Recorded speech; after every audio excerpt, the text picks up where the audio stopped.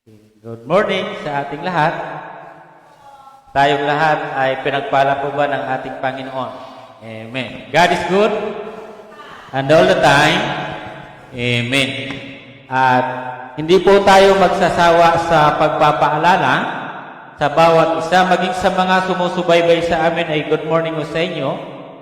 At paalala muli na tayong lahat ay kinakailangan ay laging manatili na sumusubaybay. Panahon natin ito na bigyan naman natin yung oras yung sarili natin sapagkat lahat ng ating napapakinggan, ating nakikita ay tila puro na lamang problema. Di ba? So lahat ng nakikita natin, pero wag natin isawalang bahala na mayroon tayong Diyos. Kasi sa bawat panunood natin, andyan lagi yung masamang balita, walang mabuting balita. Di ba? So, harinaway sa pagkakataong ito, lahat ng mga sumusubaybay, sana ay wag naway kayo'y magagalit. So, kailangan nyo talaga na makinig ng salita ng Diyos. Na kung paano kayo pumupunta ng simbahan, gawin ninyo sa bahay ninyo. Hindi po namin kasi kayo mapipilit na pumunta dahil malayo kayo. Ganun pa man. At hindi lamang doon ay mayroon tayong protocol na mga sinusunod. So kung maaari, wag niyong isturbuhin yung sarili ninyo. At uulitin ko, ilang minuto lang naman po yung ating pag-aaral. Okay? Kung kayo ay nasa bahay, sana'y sumabay kayo kanina ng praise and worship. Yun yung buo ng pagsamba natin sa Panginoon kahit nariyan kayo sa bahay. And then, mayroon din kami dito pinakikita sa inyo kung willing ho kayo magkaloob, magbigay sa simbahan. Mayroon kaming pinapalabas po dyan sa screen ay yung GCash, may number na rin po yun. Okay? At sa lahat ng naririto ay ayaw din po natin isturbuhin yung sarili natin sa ating mga gadgets o ating mga cellphone. Kung mayroon man kayong dala, harinaway, focus lang tayo ngayon sa Panginoon. Amen? So again, yung ating pag-aralan ngayon, Jesus is what we need today. Naniniwala ba kayo na kailangan natin ngayon ang Panginoon sa panahon na ito? Si Jesus ang kailangan natin sa oras na ito. Amen ho? Lahat ng tao ngayon ay naghahanap. Okay? Lahat ng tao ay naghanap ng ngayon ng kalutasan. Ano na ba yung buhay ko ngayon? So, kailangan natin ngayon si Jesus. Amen ho? Today. So, kailangan natin yan. Let us believe in Jesus. He is what we need today. So, kailangan natin manalig, kailangan natin manampalataya na kailangan natin ngayon si Kristo. Amen po? Lahat tayo ngayon ay nangangailangan. Pero minsan, baka iba yung ating hinahanap, baka nagkakamali tayo ng ating hinahanap. Okay? So, again, ang bawat isa ngayon na naririto ay aking pong inaanyayahan na makipagbukas ng Biblia sa aklat ng Lucas, pangkat 17, talatang 11 hanggang 19, at pupunta tayo ng Exodo, chapter 4, 6 to 7. Okay? So, yan po. At ako po yung nagpapasalamat sa lahat ng kapatiran sa ginagawa ninyo. Even though mayroong pandemic, tayo ay continue sa ating gawain. Pero ika nga, mayroon tayong sinusunod na protocol. So, andyan lagi yung distancing. Okay? So, again, face mask and face shield. So, again, ang bawat isa ay inaanyayahan ko ito tumayo. Salamat sa mga kabataan sa pag-provide ninyo ng kagamitan sa loob ng simbahan. So, salamat sa inyo sa bawat, hindi biro yung paggawa nila dito sa bawat man. Alam niyo pa kung saan ito galing na aking ngayong ginagamit sa ating kapatiran. Thank you, Brother Budig and Sister Gay, sa pag-provide ninyo ng biyaya sa simbahan. At hindi nyo nakalimutan yung ating Panginoon. Salamat. Okay? So, inanyayahan ko ang bawat isa na magipagbukas sa salita ng Panginoon sa Lucas. Lucas chapter 17 verses 1 hanggang ano po siya? Mali pala ako. Buti nakikita ninyo. Lucas chapter 17 11 Alam niyo po kung ano yung kagandahan dito ngayon na aking ginagawa? Hindi ako nahirapan maghanap kasi dalawang kamay yung aking nagagamit. So salita tayo magbasa. Ako po muna. 11. Sa mga sumusubaybay, nakita niyo naman po siguro yung mga talata. Sa paglalakbay ni Jesus, patungong Jerusalem, nagdaan siya sa hangganan ng Samaria at Galilea.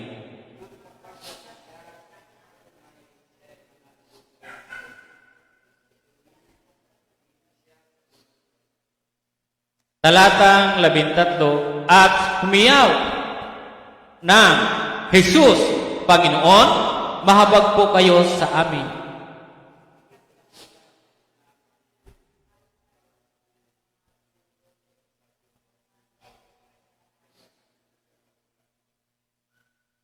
Labinlima na po. 15. Nang mapuna ng isa na siya'y magaling na, nagbalik siyang sumisigaw ng pagpupuri sa Diyos.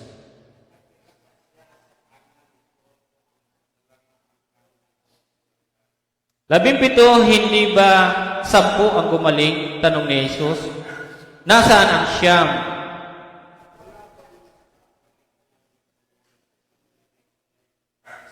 Sabay-sabay po tayo. Sabay-sabay tayo. Sinabi ni Jesus sa kanya, tumindig ka, humayo ka sa iyong lakad, pinagaling ka dahil sa iyong pananalig. Exodo chapter 4, in Old Testament, sunod po siya ng Genesis. Chapter 4, 6 to 7. Sabay-sabay na tayo dito. Kung paano tayo nagsabay-sabay doon sa huli ng talata ng Lucas. 6. Ipaloob mo ang iyong kamay sa damit mo, sa tapat ng iyong dibdib, sabi ni Yahweh. Gayon nga ang ginawa ni Moises at nang ilabas niya ito'y lipos ng kitong. Ipanaloob muli utos ni Yahweh at sumunod naman si Moises. Nang ilabas niya uli ang kanyang kamay, wala na kitong. Tayo po'y manalangin. Panginoon, kami po'y nagpapasalamat sa mga oras na ito. Lord, iniimbitahan namin ang iyong banal na Espiritu sa aming kalagitnaan upang kami turuang sumunod, turuang sumambat magtiwala sa iyo, Panginoon. Lord, may pahayag nawa namin sa buhay namin ang iyong kadakilaan, Panginoon. Diyos ko, maraming pong salamat sa pagkakataong ito na muli kami ay iyong pinagkatipon upang mapakinggan, maranasan ang iyong presensya sa aming kalagitnaan. I pray, maging sa aming mga sumusubaybay sa oras na ito, Lord, I pray, ingatan niyo sila at makapakinig ng maayos at sa iyo lang, O Diyos, na katuon ang oras nila sa panahong ito, maging sila ay naroon sa malalayong lugar o sa bahay man nila. Maging yung naririto sa simbahan na ito ay lahat naway nakatuon ang aming pag-iisip para sa iyo lamang, Panginoon. You are my Master. Ikaw, O Diyos, ang aming Panginoon. Sa iyo ang lahat, sa Alanes, ang lahat ay magsabi ng Amen. Okay? So, tutuloy na ho tayo. Sabi diyan sa atin, while Jesus was on his way to Jerusalem, he was going through the area between Samaria and Galilea. So, ibig sabihin dito sa panahon na ito ay naglalakad yung ating Panginoon mula ng Jerusalem at siya ngayon ay nasa boundary ng Samaria at Galilea. And then, as he came into a small town, 10 men who had a skin disease met him there. So, mayroon ditong 10 kitungin. Okay?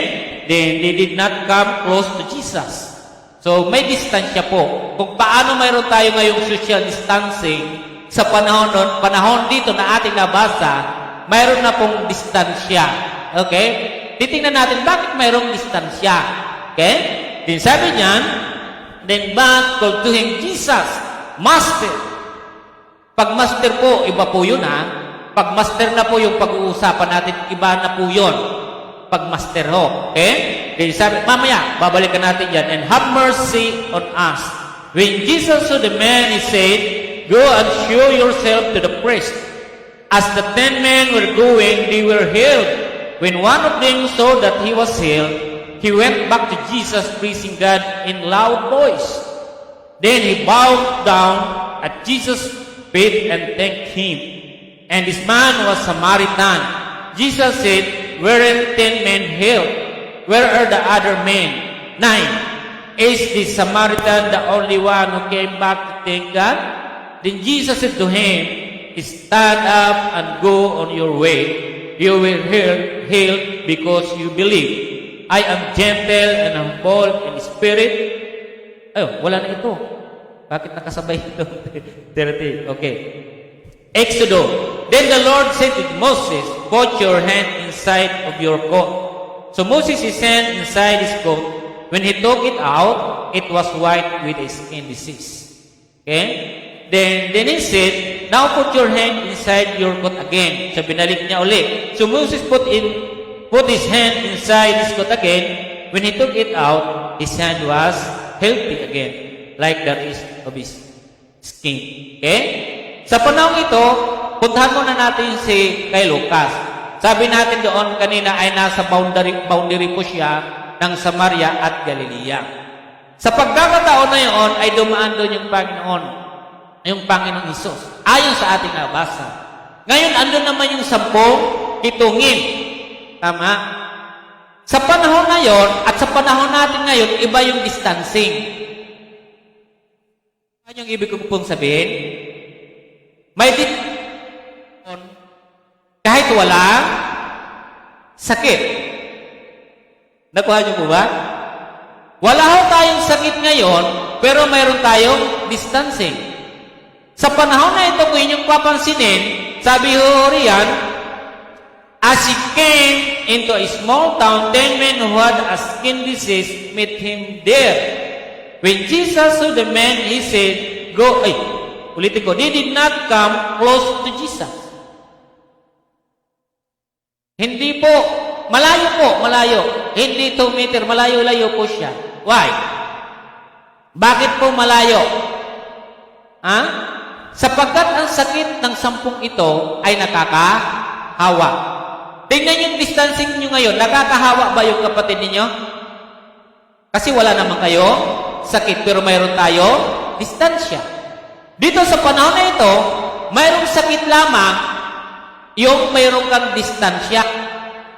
Mayroong sukat na dapat lamang na ikaw ay lalapit o lalayo sa isang tao. So, alam niyo po ba na alam din ang lugar ng mga kitungin kung saan sila lulugar? Alam niyo po ba, di ba, sinabi natin, Jesus, you're my master. Alam ng mga kitungin kung saan sila lulugar. Kayo, alam niyo ba kung saan kayo lulugar? Ako, alam ko ba kung saan ako lulugar? Kung inyong papansinin dito, mayroong distance sa Jesus. Ang ngayon, bakit sila sumigaw? So, ibig sabihin, malayo yung tama po ba? Kung malapit, hindi mo kailangan sumigaw. Okay? So, sa pagkakataon na ito, inyong makikita po dito sa pagkakataon na ito, na sa panahon na yon, ang may kitong ay iniiwasan. Ito po silang isolation. Ina-isolate po sila. Inihiwalay po sila sa walang karamdaman. Ngayon, tayo ay mayroong social distancing kahit walang karamdaman. Parang, ano bang mayroon? Di ba tayo ay lalayo doon sa may sakit? Ito ay may sakit ito Ngayon, alam na mga kitungin kung saan sila lulugar. Huwag tayo gaano lalapit kay Jesus kasi may sakit tayo. Ano yung ginawa nila? Sila po ay sumigaw. Jesus, Master. Sabi nila dito, ito, mayroon tayong mga intonations of voice. Paano tayo tumatawa? Paano tayo humihingi ng tulong? Pagsigaw mo mga, Hoy, Jesus! Pagalingin mo ako? Yung ba sa palagay ninyo yung tawag ng kitungin? Jesus, pag hindi mo ako pinagaling, tagdaan mo, pagbalik mo ulit rito. Tinatalakay ko po lang po dito kung ano ba yung dapat ginagawa ng isang tao pag ikaw ay lalapit sa Panginoon. sino ka. Alamin mo kung ano yung katayuan mo at sino yung master na tinatawag mo. Tama? Minsan ganun tayo minsan eh. Di ba sabi natin, kailangan natin ngayon si Jesus sa oras na ito o sa araw na ito o sa panahon na ito. Pero again, ano ba yung pagtingin natin at pagtawag natin sa ating Panginoon? May respeto ba siya? O sinisigawan mo si Jesus na parang inuutusan mo siya na ganito? Hoy Panginoon, pagalingin mo ako ha? Hoy Panginoon, bigyan mo ako ng ganito pag hindi mo ako binigyan. Mayroon bang binanggit pa doon? Wala po, di po ba? Ano yung voice natin, yung intonation so voice natin, ano ba yung pinarating natin kay Jesus? Based dun sa ating pagtawag, nagugustuhan ba ni Jesus yung pagtawag mo doon sa boses mo sa Kanya? Di ba? Then pagkatapos mo nung tinawag, ano ang ginawa ng Panginoon? Sila ay nilingon. Why?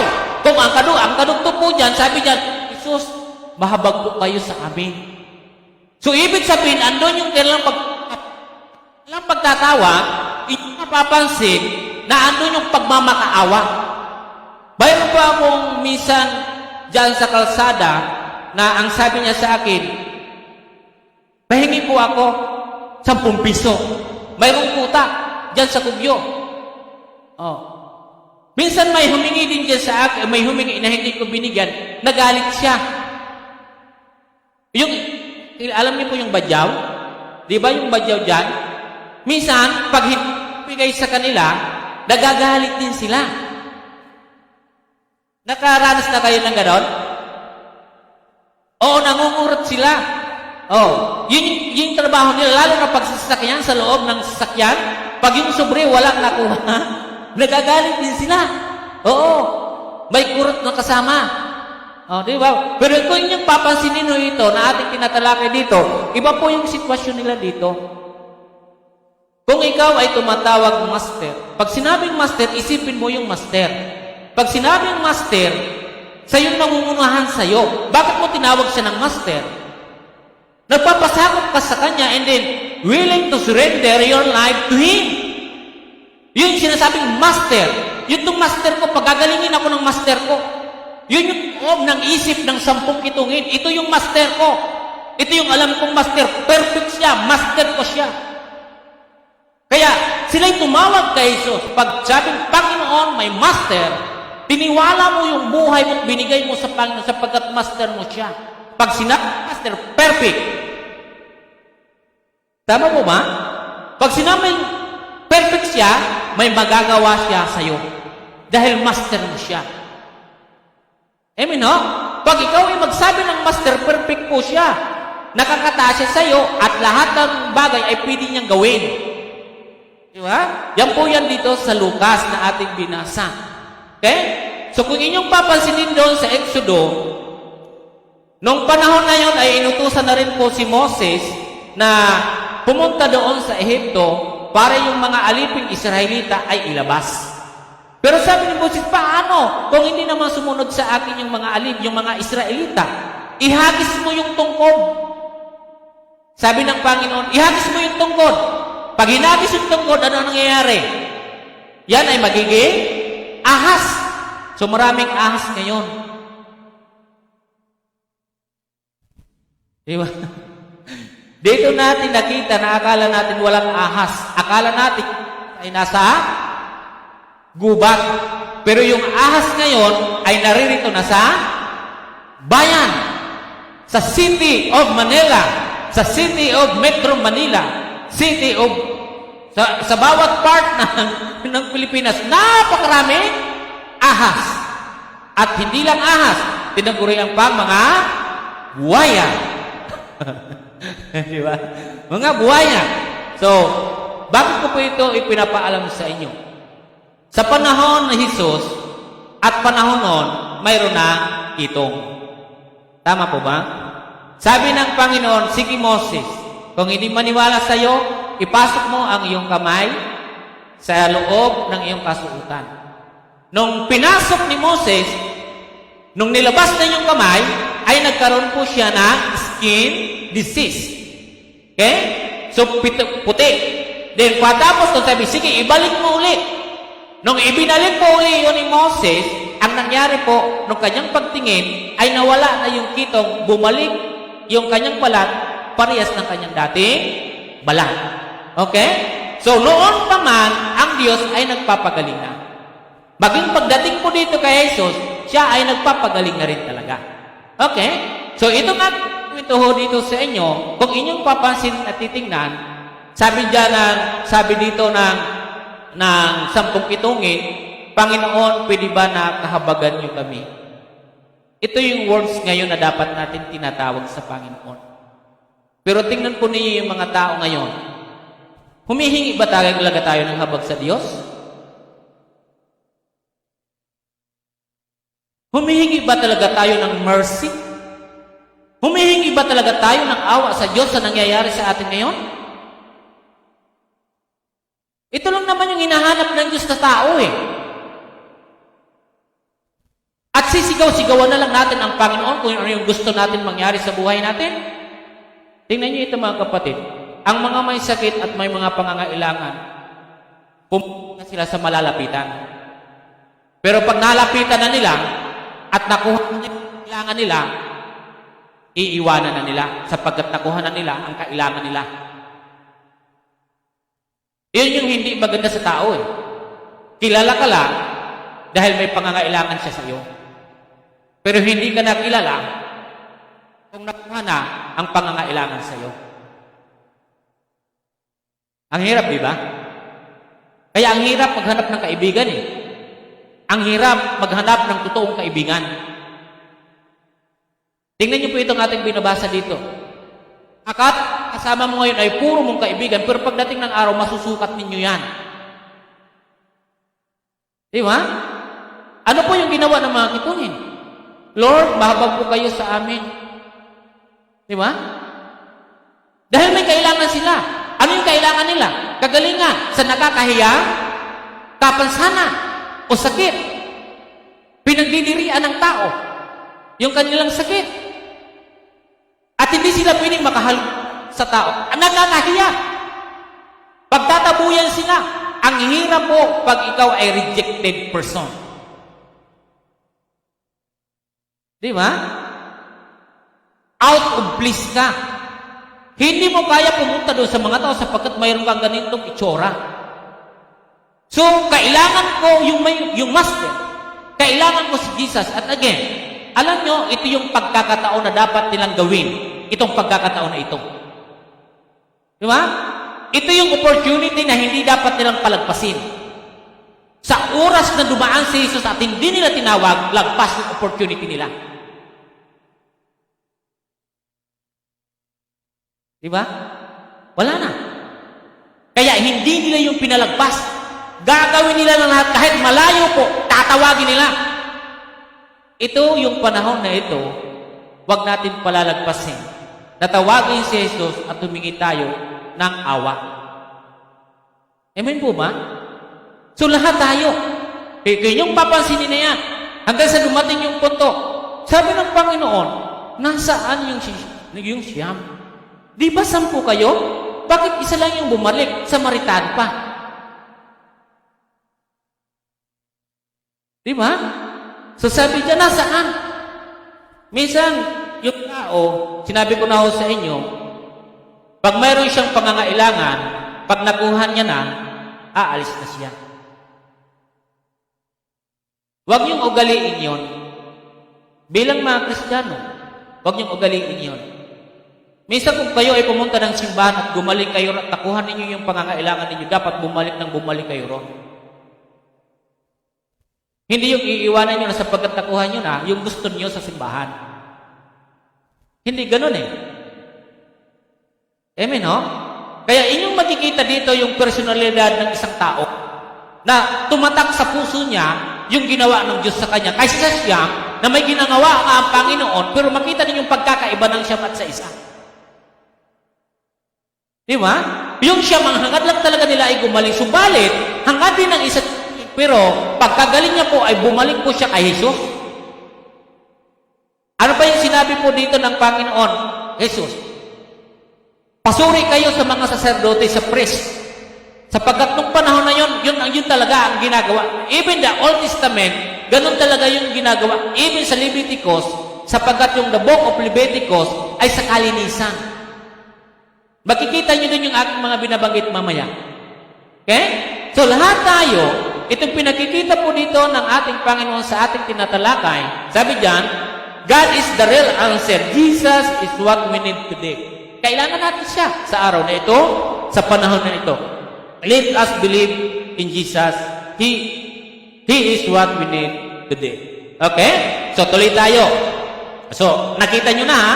Kung may kulang pa, kayo na yung bahala maglutas. At least, pinakita ko sa inyo kung ano yung laman niya. Pero marami pang laman yon. Hindi natin yan mauubos ngayon. Okay? 10 lepers were healed, but only one thanked Jesus. Isa lang ang bumalik kay Jesus para magpasalamat. Nakakalungkot, di ba? Nakakalungkot yon. So, Sister Naomi, pakita nyo nga. So, ito yung lepers, ito yung may leprosy, ito yung Samaritano. Siya yung naririyan. Alam niyo ba yung ginawa niya? Oh. Siya ay nagluhod pa sa ating Panginoon. Panginoon, salamat sapagkat kung hindi kayo, hindi sana kami gumaling. Okay? Kaya sabi ng Panginoon, nasa naman yung Siyam? Bakit ikaw lang yung naririto? Bakit wala sila? Nakakalungkot, di ba? Kahit magpasalamat ka lang naman doon, hindi ka makapagpasalamat. So, ito po, kapatid. What is the right step for us to let Jesus know what we need? So, sabi ho riyan, sabi dito sa atin, ano ang tamang hakbang upang ipaalam natin kay Jesus ang kailangan natin? Ano ba yung hakbang natin? Tulad ng 10 kitungin, ano yung ginawa nila? Number one, ano ang tamang hakbang upang ipaalam natin kay Jesus ang kailangan natin? Number 1, declaring in our heart that Jesus is Lord. My Master. Ayon sa ating binasa, He is my Master. Kay Moses, ano po ang nangyari kay Moses? Di ba? Na dapat si Moses ay magsabi at magtiwala sa Panginoon, na sabi, ay Lord, you're my Master. Dito sa panahon na ito, inyong mapapansin po dito, sabi po ng mga kitungin, Master, Panginoon, Diyos ko. Di ba? O sinabi ko na sa inyo kanina kung ano yung magagawa ng Master. Pag ang Master ay gumawa, ay may magagawa sa ng napakalaking bagay para sa iyong buhay. Okay?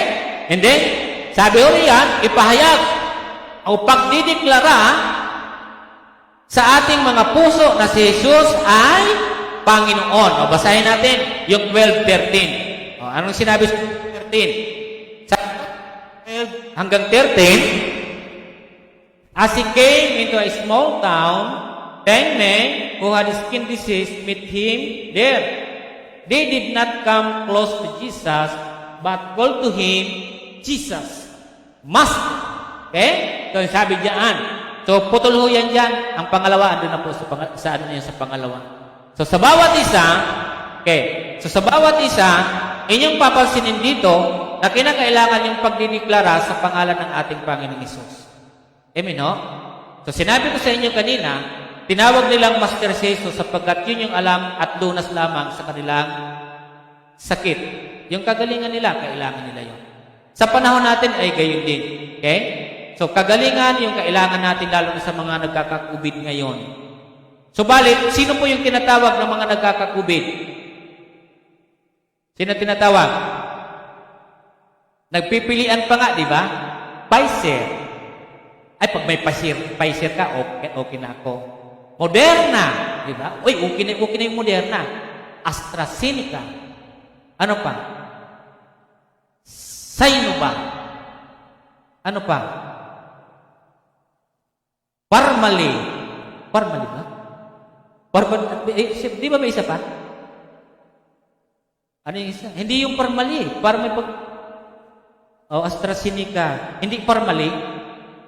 Hindi ano.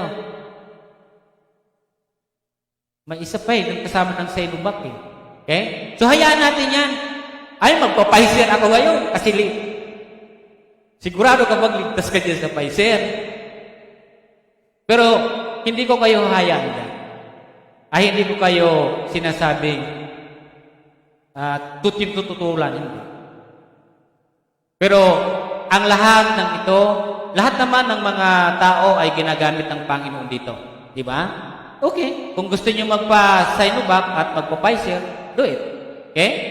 Sa mga ayaw naman, okay. Kung ayaw nyo, wala tayong magagawa ron. Okay? So basta't ang importante, ano man yung mangyari sa may tinurukan at sa walang tinurukan, Panginoon pa rin yung may pagpapasya. Tama ba? Intindido po ba? So balansin na lang natin. Kaya ang iba dito sa inyo ay naturukan na, di po ba? Yung iba ay hindi pa. Okay. So kung hindi pa, okay. Bakit? Bakit ko po yung sinasabi sa inyo? Pagpunta ba ng kitungin ay, sige, turukan kita. Hindi naman, di ba? So, makita natin, kasi andito naman sa istorya na ating binabanggit dito, ang Panginoon naman talagang may kakayanan talaga siyang magpagaling. Okay? Kung ikukumpara naman sa atin, wala talaga naman tayo. Okay? So, dito, inyong makikita yung, sabi dito, master. Di ba? Master. So, tingnan natin doon sa Roma chapter 10 verse 9. Ito yung panukala ng Diyos sa Israel. At ginamit dito si Pablo sa mga taga-Roma. Panukala ng Diyos sa mga Israelita na dapat ito yung kanilang gawin. Ito yung panukala ng Diyos. Okay? Kung inyong papasinin yan, yung chapter 10, even 11, yan ay panukala ng Diyos na ginamit si Paul na dapat, ito yung dapat yung ginagawa. Okay? Ano ang sinabi po sa Roma chapter 10 verse 9 to 10? If you declare with your mouth, Jesus is Lord. You're my master. Siya yung aking master sa aking buhay. My master. Okay, Jesus is Lord. Sabi dito. Wala tayo sa GIL lang church, ha? Ito ay Jesus is Lord. My Lord, my Savior, my Master. Okay? Then sabi niyan, and if you believe in your heart that God raised Jesus from the dead, you will be saved. Ito yung panukala ng Diyos doon sa mga taga-Israel. At si Paul yung ginamit sa mga taga-Roma para ipaabot yung panukala ng Diyos kung ano ang gusto niya sa mga Israel. Sabi diyan, ipahayag ng inyong mga labi na si Jesus ang Panginoon. Di ba? So sana tayo. At tingnan niyo po yung kitungin. Master. Di ba? Jesus, Master. Sabi ng kitungin. And then sabi niya, we believe with our hearts and so we are made right with God, and we declare with our mouth that we believe, and so we are saved. Amen, ho? Kung yun yung tingin na yung step na yung ating hakbang na ginagawa sa Panginoon, mararanasan natin yun. Di ba? Oh, dito sa Tagalog, basahin ko sa Tagalog, ha? Oh, sabi diyan sa Tagalog, sa Roma, chapter 10, 9 hanggang 10. Sabi niya, kung ipapahayag ng inyong mga labi, conditionally, di ba? Sabi ni Paul, kung ipapahayag mo, paano kung hindi? Di ba? Sabi ho rin yan, na yung labi na si Jesus ay Panginoon at manalig ka ng buong puso na siya ay muling binuhay ng Diyos, maliligtas ka sapagkat nananalig ang tao sa pamamagitan ng kanyang puso at sa gayoy mapapawalang sala at nagpapahayag sa pamamagitan ng kanyang labi at siya ay naliligtas. So nakita ba natin na naligtas? Nakita ba natin na naligtas yung 10 kitungin? Yes. Ligtas sila ngayon sa pangkutumayaw ng mga tao na kayo'y nakakapandiri. Diba? Ito yung pagkakataon na nagbukas sa mga kitungin. O sige, dahil magaling na kayo, pwede na muli kayo doon makihalo sa mga tao. Na hindi na kayo pagdidirian. Diba? May mga tao nga ngayon kahit walang sakit, pinagdidirian at tinatakwil eh. Diba? Kaya dito sa panahon na ito, ang gusto ng Panginoon maranasan ng 10 kitungin kung paano maging masaya na kasama ang karamihan. Paano ma-enjoy yung buhay? Kaya sabi dito sa ating una na binanggit natin, ano yung sabi natin sa Deuteronomy? Sabi dyan, sa una ay pagdeklara sa ating mga puso na si Jesus ay Panginoon. Dapat ganun yung ginagawa natin. Dinideclare natin sa heart natin. Pangalawa, asking for mercy and grace from Jesus. Okay? Humihingi ng awa at biyaya mula kay Jesus. So sa lahat, ano yung sinabi po dito ng mga kitungin? Have mercy on us. Tingnan niyo yung Exodo. Bakit po nagdesisyon ang Panginoon, ang Diyos, na suguin ang si Moses papunta doon sa mga Israelita na alipin ng Ehipto? Why? Sapagkat naaawa ang Diyos sa mga Israelita. Ay dito pa sa 10 kitungin. Ano ang kanila ditong hinihingi? Lord, awa lang naman yung amin. Diba? Awa lang yung gusto namin. Diba? Awa lang, Panginoon. Lahat tayo ay kinakailangan natin na humingi ng awa. Wala pong masama na ikaw ay magmakaawa. Tingnan nyo ngayon yung mga tao, parang ang tingin nila ngayon na ayusin natin, ha? Parang pag nagmamakaawa kayo, wala ka nang walang-wala ka na. Alam niyo yung pride nagtutulak sa atin ngayon na upang hindi na tayo magmakaawa sa Diyos. Nagagamit na rin kasi natin yung ugali ng tao. Nasisirox na natin. Na-adapt na natin kung ano yung tao na, ay, huwag tayong lumapit. Kasi baka tingnan, awa-awa tayo. Maging sa Panginoon na nagagamit na rin natin, ay, parang nagmamalaki na tayo na, hindi ko na kailangan na ganito. Huwag ganun, ha? Sa may pira ka o sa wala, lumapit ka sa Diyos na nagmamakaawa. Amen, ho? Ganun dapat yung ginagawa natin. Have mercy on us, Lord. My Master, have mercy on us. Sa panahon na ito, ang kailangan po talaga natin dito, ideklara si Jesus sa ating buhay na Panginoon. At ikaw ngayon, pag diniklara mo, dapat ikaw ay nagmamakaawa sa Kanya. Panginoon, pwede po ba? Kung sama-sama lang yung tao, lumuhod lahat sa Panginoon. At sabihin, Panginoon, nagkakaisa ho kami rito. Tulungan nyo kami. Maawa kayo. Hirap na kami sa COVID-19. Sino yung dumulog ng ganon? Sino yung Pilipino na lumapit sa Diyos ng ganon? Lumuha tayo sa Diyos, Lord. Oo, may ilan na lumuluhod, pero may iba na wala. Ayaw ng awa. Kailangan natin yung awa, Diba? Bakit nila ito ginawa? Sapagkat sila ay may sakit. Nagmamakaawa sila. Tayo dapat magmakaawa tayo. Huwag tayo maghahambog. Nagmamatalino pa tayo minsan. Ayaw natin ang habag ng Diyos. Hindi ganun. Kaya sabi nga ako natin dito ano yung hakbang na dapat natin gawin? Ano yung hakbang sa panahon natin ngayon? Nung panahon nila, ano yung ginawa nila? My Master. Lord, have mercy on us. Your grace, Lord. Diba? Yun yung dapat hinahanap natin sa panahon ito. O tingnan nyo, sa labas, mga balita, pakinggan ninyo ang sasakit na magsalita, ang tataas na magtingin sa kanilang sarili. Diba? Magsalita. Grabe na yung sa mga tao. Diba? Abusong-abusong. Katulad din po yung nararanasan ng kitungin dito Abusong-abuso sila Kahit yung mga namamahala dun hindi kayo dito pwede sumama. Binigay sila ng pagkakataon ng Panginoon. Pinagaling. Ngayon. Pwede ba natin palakpakan ng Panginoon? Pwede na silang lumabas. Ako ngayon at ikaw, may turok, ako wala. Nakakalabas tayo sapagkat sa ating Panginoon ay naririyan. Kasi kailangan natin siya ngayon. Amen? Ano pa po? Sabi ho rito sa Mark 2:17, Jesus heard this and said to them, it is not the healthy people who need a doctor, but the sick. Tingnan ninyo, di ba?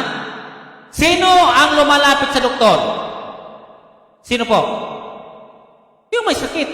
Bakit ako lalapit kung wala naman akong sakit? Isipin nyo nga, logic na lang, isipin niyo, bakit ako lalapit kung wala naman akong sakit?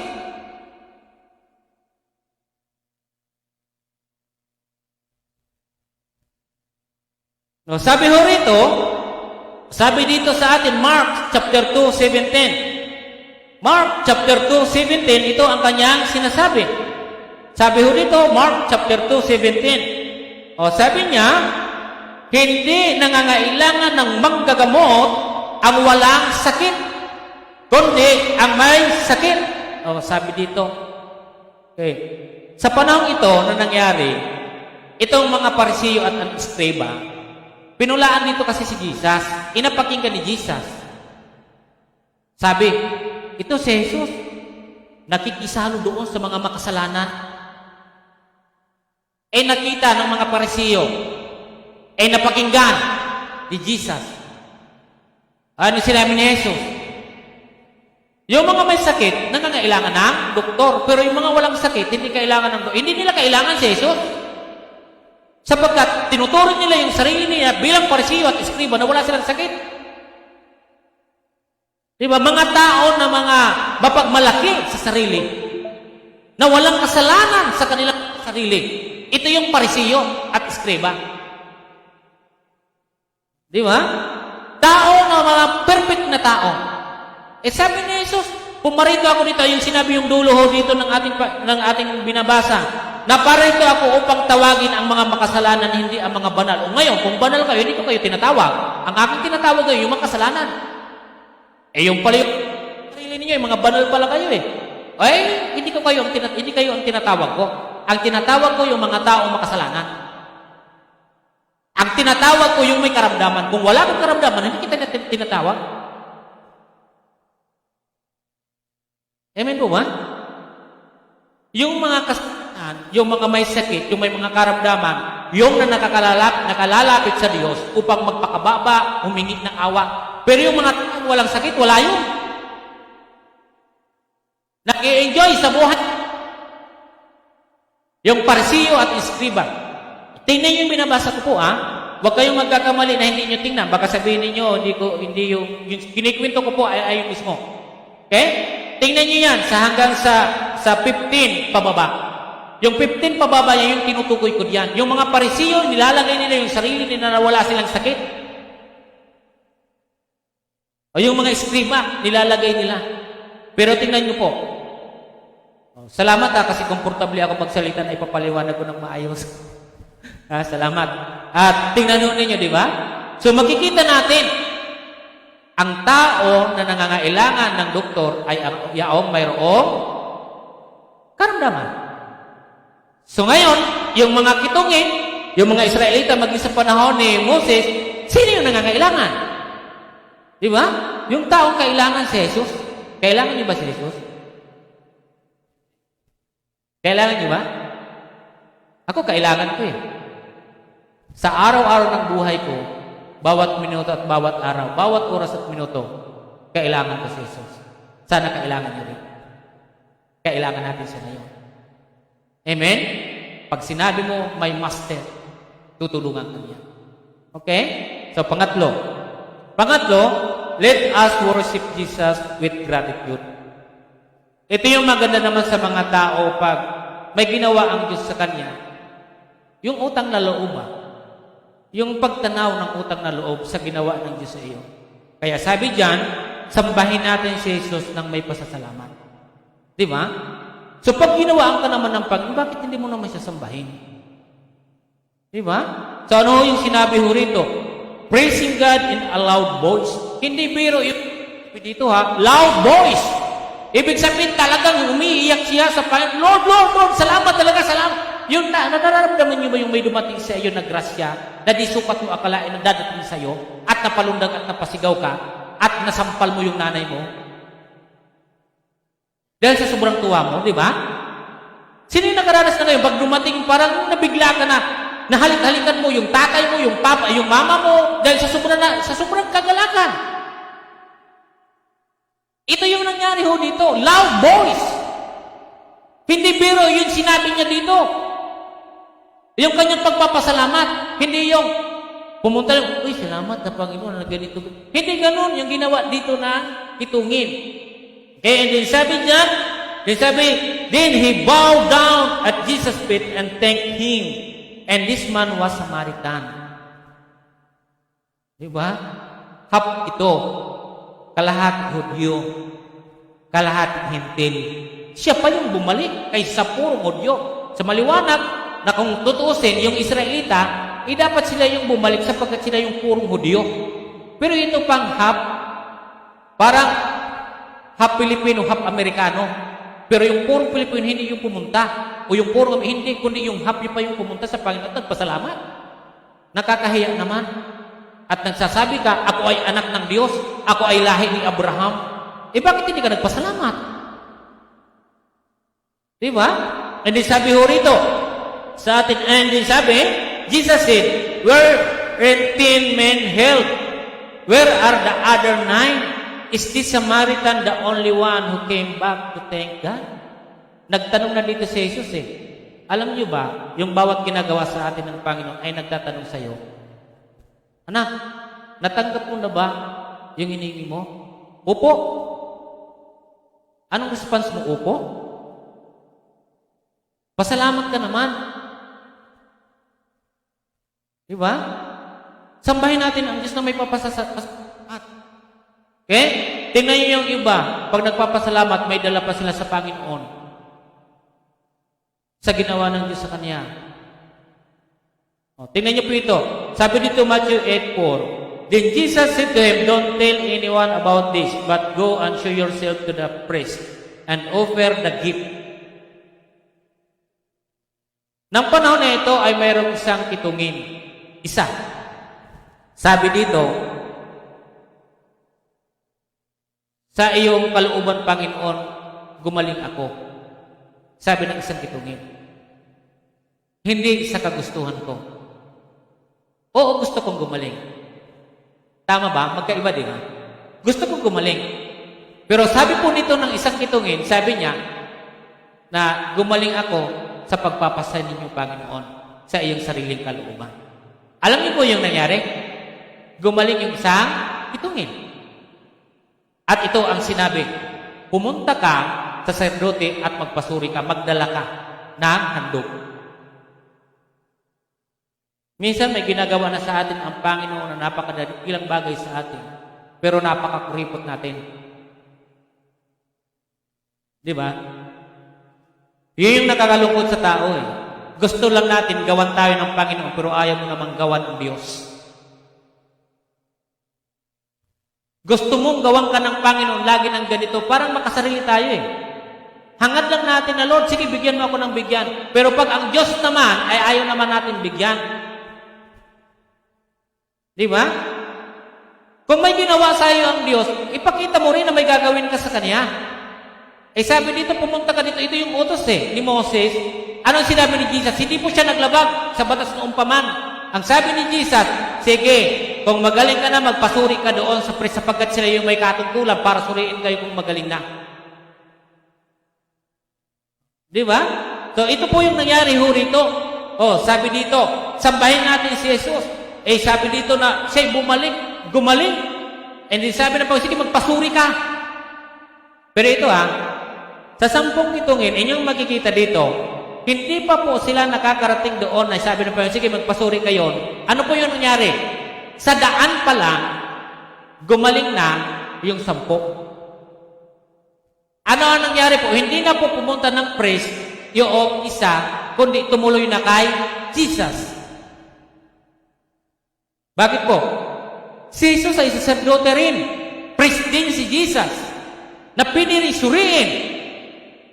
Ganun yung nangyari Hindi na siya pumunta doon, kundi bumalik na kay Jesus. Doon pa lang sa daan, gumaling na nakita niya, magaling na ako. Kaya bumalik sa kay Jesus. Di ba? So ito yung nangyari dito. Punta tayo ng Leviticus 14:1 and 9. Tingnan niyo po doon. Noong pa man sa Old Testament, makikita ninyo yung mga skin disease. Number 1 na po dito lagi yung kitong. Okay? Ano ang laging ginagawa? Pupunta kayo doon sa priest. Okay? At pag ikaw ay marumi at gumaling ka na dyan, 1 hanggang 9 po yan ha. Hanggang 9, bababasa nyo yan dyan. Naghahandog pa rin, bumibili pa rin sila ng kalapati, papali pa rin. O di kaya'y kakatayin para yun inisik yung dugo. And then, liban doon, aahitin mo yung lahat ng iyong buhok. Yun ay tanda. At 7 araw, bago ka pa may 7 araw pa dyan. O, yan po yung laman po niya. Sabi, the Lord said to Moses, these are the teachings for the time at which people who had harmful skin disease are made clean. The person shall be brought to the priest. O, di ba? So, sa panahon na yun, sa kalinisan kasi yung libit, hindi ko nabasahin sa Tagalog. Makikita nyo na rin po yan dyan. Okay? Pang-apat, at ang ating panghuli. Trust Jesus who truly heals us. Magtiwala kay Jesus na totoong nagpapagaling. Ano ang sinabi po ng Panginoon sa mga kitungin? O doon, hindi naman sa mga kitungin, sapagkat titingnan, hindi ko na matatawag na mga kitungin. Yung huli. Nakikita niyo po ba yung verse? Sino yung kausap niya dito? Yung 10? Sino yung kausap niya dito? Sino yung kausap niya? Hindi ko na masasabi na mga kitungin ito. Ito dito na isa. Isa lang kasi ito dito eh. Pero, oo, yung kabuuan, willing talaga sila sa kanilang pananalig. Tama? Tayong lahat ngayon, ano man yung kalagayan natin na manalig tayo sa ating Panginoon? Sa pamamagitan ng iyong pananampalataya, ikaw ay gagaling. Tama? Ano po yung sinabi dito? Then Jesus said to him, stand and go on your way. You were healed because you believe. Di mo yan sila gagaling kung hindi maniniwala eh. Because doon sa iyong paniniwala, dahil sa iyong pananalig. Ano pa po? Sabi ho rito, sa Lucas 17:6. Puntahan niyo yung Lucas 17:6. The Lord said, if your faith were the size of a mustard seed, you could say to this mulberry tree, dig yourself up and plant yourself in the sea, and it would obey you. Di ba? Bakit po ito nasabi dito ni Jesus? Naalala ko yung bakit mo nasabi? Naalala yung bakit mo nasabi? Nasabi po ito dito ni Jesus sapagkat sabi ng mga alagad, yung mga disipulo niya, dagdagan mo yung aming pananalig. Ayan. Di ba? So, tingnan niyo yung words na yan. Nangyari yan, bakit nasabi ng Panginoon yan? Sabi niya, the Lord said of your faith were the size of a mustard seed. Sapagkat ang pinakaugat niya, nagtanong yung disipulo, yung alagad, sabi, dagdagan mo yung aming pananalig. Hindi na. Ito sabi dito ng Panginoon, basta mayroon kayong ganito. Sa mustard, ha? Mustard po yung binabanggit dyan. O, tama? And then sabi niya, ano sinabi doon? Yung punong ugat na yan. Saan ba yun? Lucas? Lucas po ba?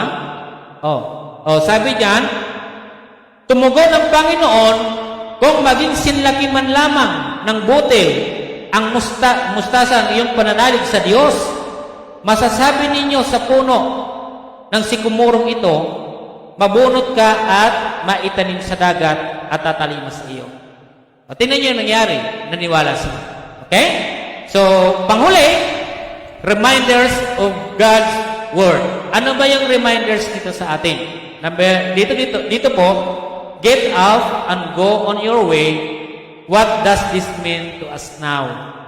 Sa araw na ito, sa panahon na ito, bumangon ka at magpatuloy. Ano ang kahulugan nito sa atin ngayon? Para sa iyo.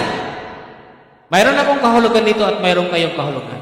Pero hayaan niyo ako at ibibigay ko sa inyo ang 3 kahulugan. Ano para sa akin ito ngayon? My reflection and implication, my insight, dito sa talata na aking nababanggit, ay ito po yun. Number 1, because you are healed, continue to worship Jesus. Bakit po yan nasabi? Bumalik po yung isa. Continue to worship Him. Ito yun, this is my insight or my implication. May reflection dito sa ating binasa. Ito yung reminders ng God sa atin. Once na ikaw ay binigyan ng Diyos ng pabor, continue to worship Him. Amen? And sabi dito sa pangalawa, because you are here, let's preach the Word of God. Kailangan may implication and may insight about the words of God. Yung reminders para sa akin is to preach the Word of God. Doon sa mga kasalanan, doon sa lahat ng tao. Binigyan ako ngayon ng opportunity. Binigyan uli ako ng Panginoon na makahalubilo sa mga taong walang sakit. So ano yung dapat mong gawin? Is to preach a chismis. Okay? I-share yung the Word of God na si Jesus. Kahit ito yung sakit ko, pero pinagaling niya ako. This is my second implication or insight about this passage. Okay? Number three, because you have been healed, we will always remember this new life that it is from Jesus. Tandaan mo, kapatid. Ito yung pangatlo. Sabi ho riyan sa atin, dahil gumaling ka, lagi nating tatandaan, ang bagong buhay na ito ay mula kay Jesus, hindi galing sa iyo. Ano man yung katayuan mo ngayon, hindi yan dahil sa iyo. Gumaling ka man ngayon at nakahalubilo, hindi yan dahil sa iyo. Dahil yan kay Jesus na nagbigay ng kagalingan para sa iyo. Amen. Mga kapatid at kaibigan, huwag niyong palalagpasin yung bawat pagkakataon. Katulad ito ng pag-aaral, huwag niyong kakaligtaan. Remember, bakit ka binago ng Diyos ngayon? Bakit wala ka ng kitong at wala kang kasalanan ngayon? Because of Jesus. Amen. Buksan niyo yung Biblia niyo sa Book of Mangangaral, Book of Ecclesiastes, chapter 3, and makikita po ninyo yung the Book of Ecclesiastes. Sabi ko rito, tingnan niyo yung mga pangyayari natin sa ating panahon ngayon. Sabi dito, sinong alam niyo na mga personality, TV personality na lang sasabing, wither lang? May kilala kayo? May kilala ba kayo? Oh, di ba? Wither lang yan. O, tingnan niyo ito. Oo nga. Sabi dito, ang lahat ng pangyayari sa daigdig ay nagaganap sa panahong itinakda ng Diyos. Bakit ngayon mayroong namamatay? Panahon niya ngayong mamatay. Bakit mayroong namabuhay? Panahon niya para mabuhay. Bakit may nagkakasakit? Panahon niya para magkasakit. Bakit may gumagaling? Panahon niya para gumaling. Bakit may panahon ng pagtawag? Panahon niya ngayon para tumawag. Itong ating discuss po, itong ating tinatalakay ngayon, inyong makikita. For everything there is a season and a time for every matter under heaven. Amen, no? Basahin niyo po yung binigay ko sa inyo. Hindi ba natin mabasa ito ng buo ngayon? Pero makita po niyo yan. Bawat panahon, tinakda ng Panginoon para sa atin. May panahon ng pagtawa, may panahon ng pagkalungkot. May panahon ng pagkamatay, may panahon ng pagkabuhay. Ang panahon natin ngayon, panahon ng karamdaman na kailangan natin si Jesus. Kailangan ba natin si Jesus? Tayo po'y manalangin. Panginoon, kami po'y nagpapasalamat ng marami. Lord God, salamat o Diyos sa aming pag-aaral na ito, Panginoong God, na iyong ibinigay sa amin. Salamat po ng marami. Lord, sa oras na ito, Panginoon, amin po sa iyo, Diyos, na dinideklara namin, Panginoon God, sa aming puso, Panginoon, na kami, O Diyos, ay naniniwala, Panginoon, declaring our hearts that Jesus is Lord. Yes, hallelujah. And Lord, we need your grace and mercy. Thank you, Jesus. And Lord, yung aming gratitude ay huwag naming kalilimutan sa lagi yung ginagawa sa amin. And din yung aming pananalig, Lord. Salamat dahil dito'y kami nagsigaling, Panginoon. Salamat, O Diyos, sa oras na ito na bilang ito niyo po, Panginoon, upang ipahayag ang iyong mga salita. Salamat sa lahat ng narito at nakikinig. Salamat sa kanila, sapagkat hindi sila nakakalimot sa inyo. Yung ginawa ninyo sa kanila noon, sila ngayon ay palaging naribahan tulad ng isang Samaritano o tulad ng isang gumaling ng may kitungin, hindi siya nakakalimot, Panginoon. Sana'y buong buhay namin maging ganun kami, na babalik at babalikan namin kayo, Panginoon. Ano man yung mangyayari sa buhay namin, ano man yung kinakaharap namin, lagi namin alalahanin kayo, Panginoon, na bumalik bumalik kami lagi sa iyo. Mayroon man o wala kami, babalik at babalik kami sa iyo, Panginoon. Sapagkat you are my Master. Lord, we claim right now, Lord, that you are my Master sa lahat ng naririto ngayon, Panginoon. Pinupuri ka namin sa kayong pangalan ni Jesus, ang lahat ay magsabi na Amen. Palakpakan po natin ang ating Panginoon.